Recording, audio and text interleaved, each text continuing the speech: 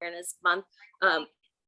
And you probably got this little ping up here that we are recording the session. So hopefully you all are familiar with that. We'd love to share this with more of our New Beginnings community who can't be here. But October is Domestic Violence Awareness Month. So for the month of October, we have a lot of different activities. We have the speaker series. We're going to be at farmers market. So come visit us at U District this Saturday. We're going to be at Shoreline next Saturday, October 30th. So this Saturday, next Saturday, you can see our social media for that as well. But today for our speaker series, our advocates have been really reflecting on what it means to address systems of power within their work. And so with Danielle, we were chatting a little bit about how parenting styles can also be part of the abusive dynamic between two people. So Danielle, you are a CAP advocate. I think you've sent me, I am so sorry, you've sent me a speaker bio, correct? I may have forgotten. Maybe. I have also forgotten to pull it up. Would you like to introduce yourself and share a little bit more about the work that you do and your experience here at New Beginnings? I'm Danielle Weeks. I'm the Youth and Family Advocate at New Beginnings. So what that means is my role is similar to a survivor advocate in that I do direct service with folks. And also I have a focus on helping people with like parenting support and navigating the particular tough issues of trying to parent with an abusive partner, whether you're separated or not. And resources for children who are also kind of caught in that dynamic, and just trying to help survivor parents be as equipped as they can with coping skills and resources for themselves as well as for their kids. Because usually the particular challenge that a survivor parent faces is that their situation is necessarily drawn out. You know, usually they are legally tied to the other parent, at least until that child turns 18. So there's a lot of particular challenges with having that long of a span where you do have to have some kind of contact with the other parent. So what is parenting abuse and what can it look like? So when we talk about parenting abuse, what we are talking about is any behavior that the abusive parent uses that weaponizes the children as a way to control the survivor. So essentially putting the children in the middle of this situation, knowing that the survivor parent is really concerned for their well-being, and that it doesn't even have to be necessarily a direct threat, but something that affects the children is going to be a way to control the parent survivor. And this can be a whole list of things, what we would identify as like parenting abuse. Sometimes it's more explicit and official, like some stuff with the court system. So not following the parenting plan or trying to litigate the parenting plan over and over again. You know, accusing the survivor of violations or trying to push for more time. We also see abusive parents will try to weaponize CPS, like making false reports against the survivor parent. So you have that kind of like legal realm where this happens. But we also see it a lot just in everyday situations. So this could be something like just undermining the survivor parent and the values and behaviors and structure that she tries to instill in her children. It can be things that look positive but are manipulative. So something we see is an abusive parent doing like extravagant gift giving or elaborate like vacations and trips when the kids are with them. And so, all right, so my house is the fun house, and you come here and you get candy and pizza and you can stay up till 3 a.m. and we're gonna go to Orcas Island. So they get to do all this elaborate stuff. And often the abusive parent is a man and also has more financial resources to do this kind of stuff anyway.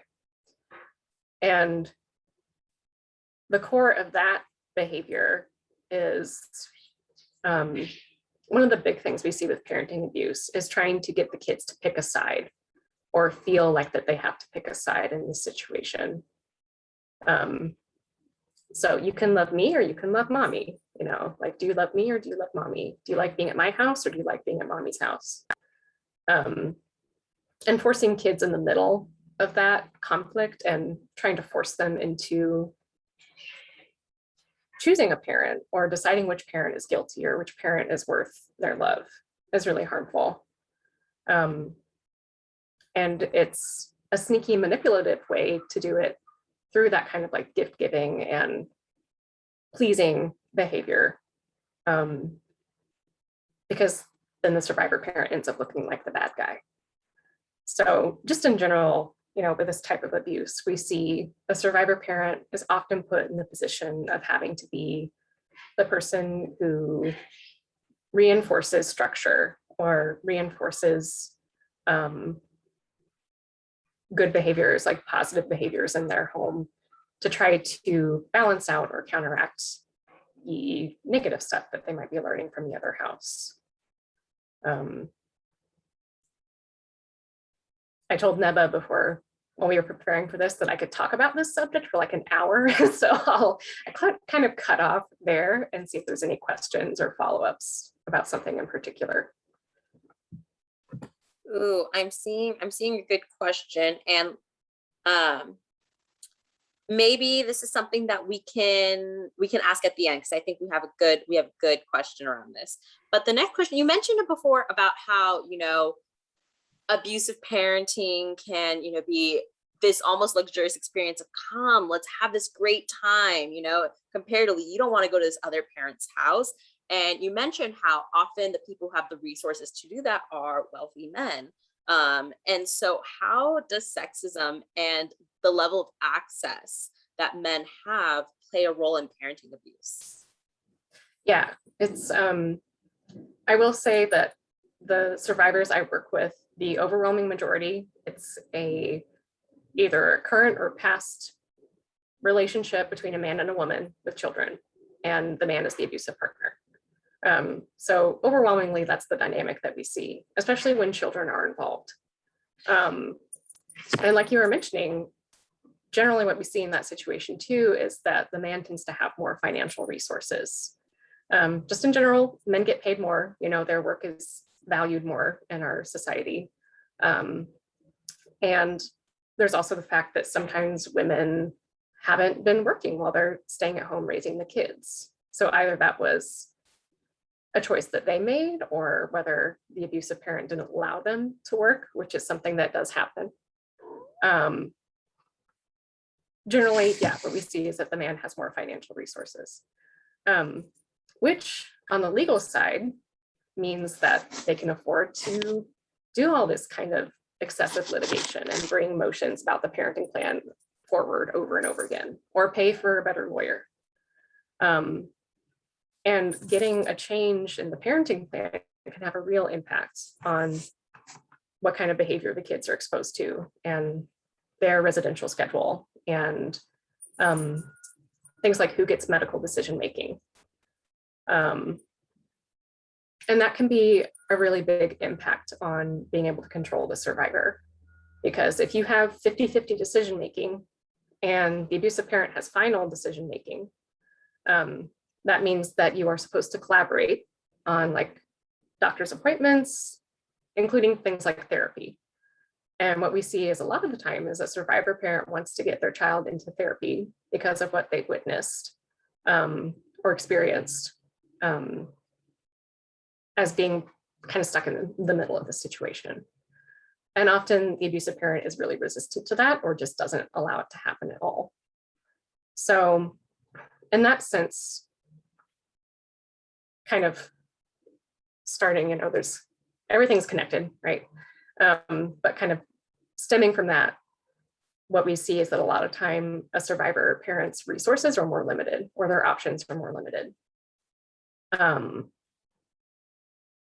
And two, besides the financial aspect, a big component of domestic violence is this like deeply embedded sexism in our culture. And especially in a family structure, the idea that the man is the man of the house and should be making all the decisions. And the woman's job is to be like the domestic servant who cleans up the house and takes care of the kids and also maybe works. So there's like these really defined gender roles that usually are enforced by an abusive person, or they try to enforce these gender roles. And unfortunately, a lot of the times that leaks down to the kids too. So we'll see sometimes where an abusive parent is a man, he'll tend to favor the son versus the daughters. Or he will try to prevent daughters from having agency, or being able to get a job when they're a teenager, or being really strict about when and where they're allowed to do things. Sometimes that also extends to actual abuse of the children. It's a well-known correlation that a person who is abusive to their romantic partner is much more likely to be sexually, physically, or otherwise abusive to the kids in the situation. So unfortunately, sometimes we do see that a female child becomes part of this messed up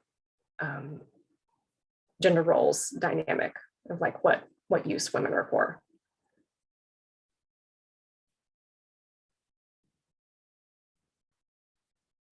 Oh, now you're muted. Before we switch over to some of the audience questions, the next question we have is what can a parent do to support their children? Oh, what can a parent do to support their children, like when they're in this situation?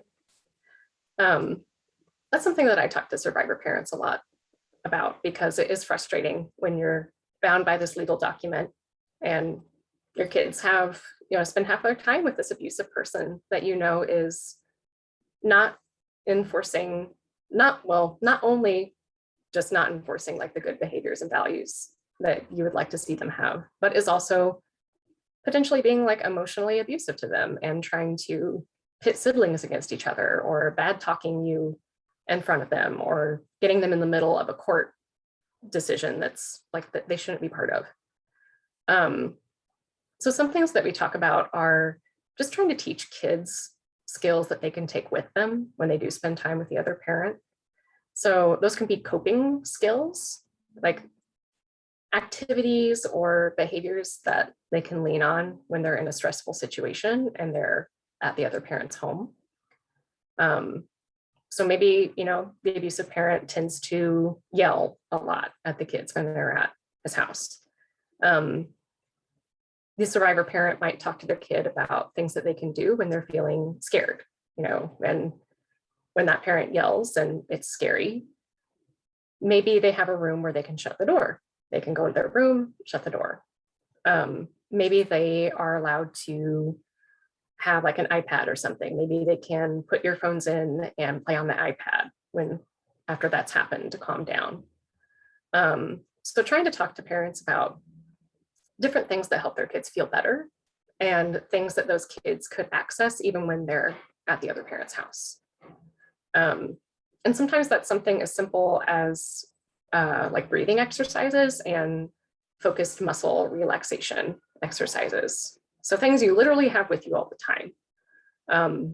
And practicing those things beforehand, so that when you're in a calm moment, you're practicing it, you're getting used to it. Then when you're in a stressful moment, it's more like muscle memory, so teaching kids those skills.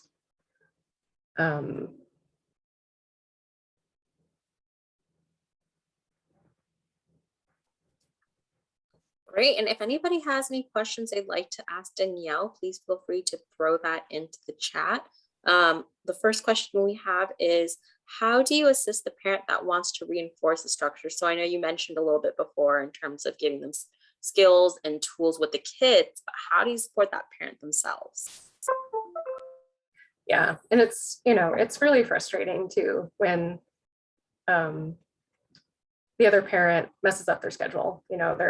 Especially when they're little kids, like their bedtime gets off, their dinner time gets off. And usually what happens is they come back to the survivor parent and they're kind of agitated for a couple of days. I think that's really common, a really common experience for kids who are going through this. So as with a lot of advocacy, kind of a core of our advocacy is what you can and what you can't control. So part of it is talking to survivor parents and just talking about that concept that you can't necessarily control how the other parent is going to parent the kids at their home. Like if it's not explicitly abusive or neglectful, there's probably not a lot you can do about it. And more than that, that sometimes if a survivor parent expresses that a particular thing upsets them or that they want to make sure that doesn't happen, the abusive parent will make sure they do that to upset the other parent. So sometimes if you do say, hey, when the kids don't go to bed on time, they come back to me and they're really tired and grumpy for a few days. In an equal relationship, in an actual co-parenting relationship, the other parent would be like, oh, you know what? That's going to be frustrating for me, or I don't really agree with that, but let's try to compromise and figure that out. But an abusive parent's not going to do that. Their response might actually be, oh, like this is going to make things hard for you. I'm going to keep doing this and I'm going to keep doing it more. So talking about like what you can and you can't control, and focusing too on what you can control, right? Because the kids are with you maybe half the time or whatever the residential schedule is. And you can really set that structure in your home as much as you can. You can make sure that they have regular meal times and bath times when they're with you. And that they have a clear understanding of the behaviors that are expected of them and what consequences there might be. So just doing being firm with the structure and the values that exist in your home, and trying not to waste your energy on things that you can't control and that might sometimes make the situation worse if the abusive parent thinks that they can use it to aggravate you or get a response out of you.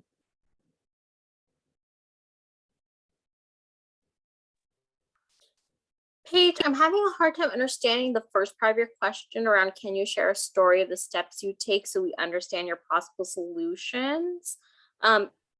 Is there like a better way that you might be able to reframe that or reword that? I think your second question makes sense too, though. Yeah, so I was curious just to get some sense of your steps that you take a parent through when they're having these issues. Mm-hmm. Any example is good.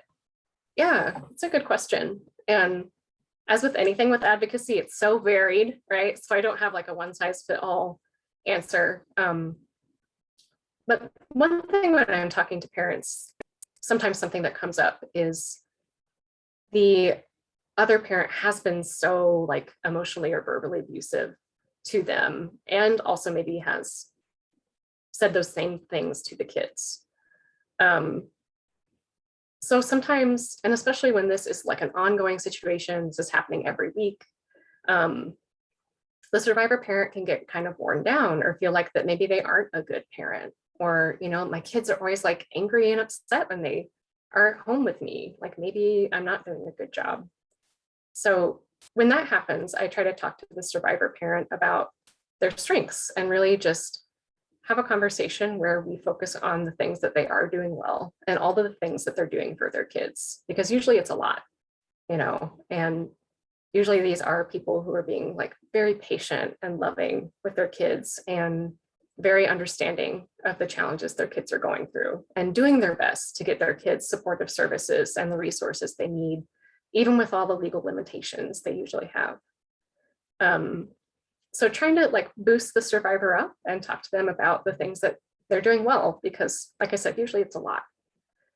And also just kind of getting an idea of what the situation is, because parenting plans can vary so much. So getting an idea if the kids do overnights at the other parent's house, if they do 1 week on, 1 week off, or if it's, maybe they only see the other parent once a month or something like that. But getting a better idea of what the situation is and how much time the kids are going to have there and what kind of environment it is.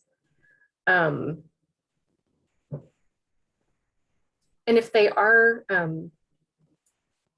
something that happens too is that when they're at the abusive parent's house, even if the rules are more lax, a lot of times what kids experience is that they aren't able to be as open and vulnerable with that parent. If they, if they do get angry or if they do cry, that parent tends to shut that down or be angry at them for having that emotion.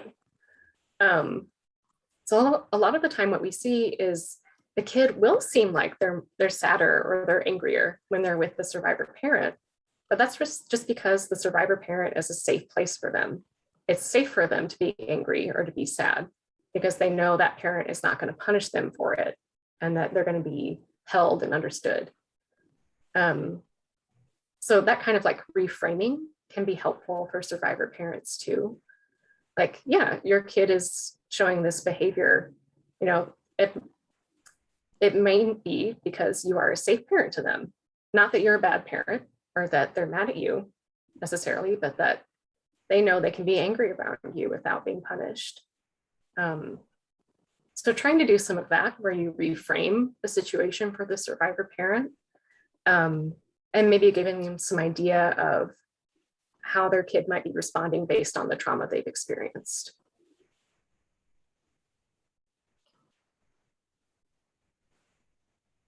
Thank you. And I appreciate the reframe of the question page. And the last question that we will close off with today will be, will you talk about how you support survivor parents whose relationships with their children are more strained or damaged due to the abusive parent? Yeah, that's a tough one. That's a really hard one too, because it's also hard when you're working with a parent and you know how much they love their kids and how much they're working for them.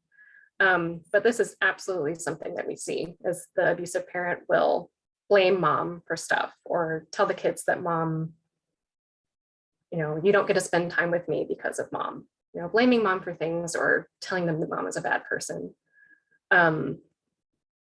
And in that situation, there's some of what I was just talking about is really building up the survivor parent and focusing on the ways that they are a good parent.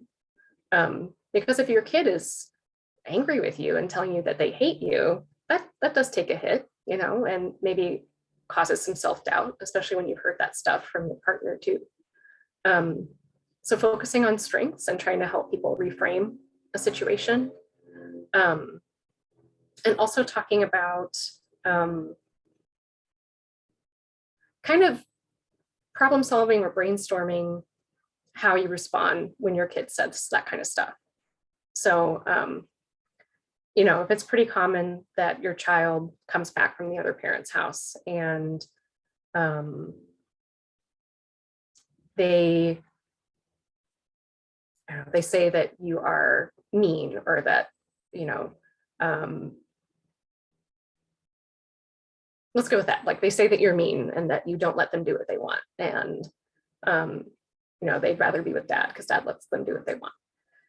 And maybe they slam the door or don't talk to you or something like that.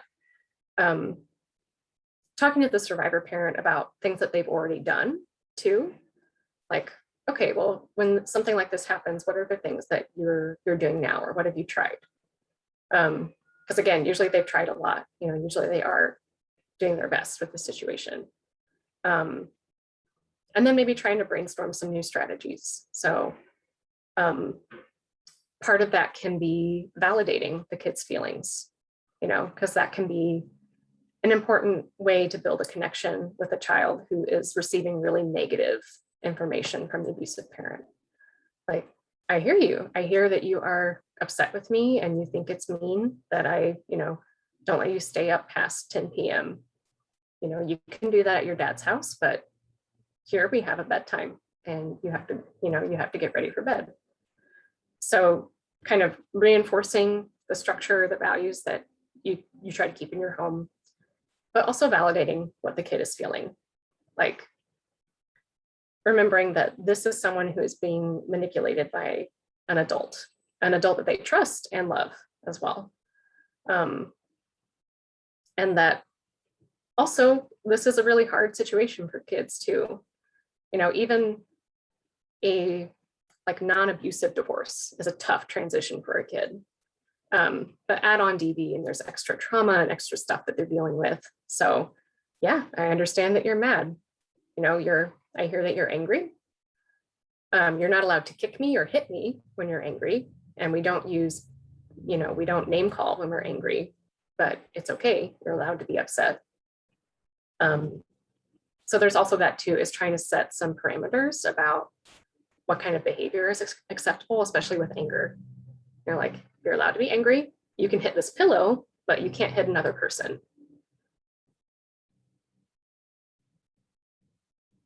Thank you. And if anybody has any remaining questions, I put my email there. It is nzadie@newbegin.org. That is my first initial, my last name, zadie@newbegin.org. Thank you so much, Danielle, for speaking today. That was really insightful to just, you know, a lot of times we think about abuse as just something that exists within two people, but people have families, they have children that they share with each other, and any tool that can be used will be used by an abuser. So I really appreciate you just sharing the insight and doing the work that you do. Thanks, Neba. I'm glad that you had this series this month. This has been a really cool opportunity. Which brings us to our last week for the speaker series is next week. So please join us again for Tuesday, 2:30 to 3. It's only 30 minutes. We will be having Hillary and Mish from our social change program. They're actually on the line with us. So they're going to talk a little bit about what adultism is and how we combat it. So really excited to see everybody next Tuesday, 2:30 to 3. See us at the farmers market this weekend, next weekend. We will be posting this recording on our YouTube and we will share it out in an email with everyone. But thank you all for so much for coming. I hope you have a fabulous Tuesday. Bye, Carolina. Bye, Erin. Bye, Hillary, Rochelle, Paige, Haley, and Danielle. And we can stop recording.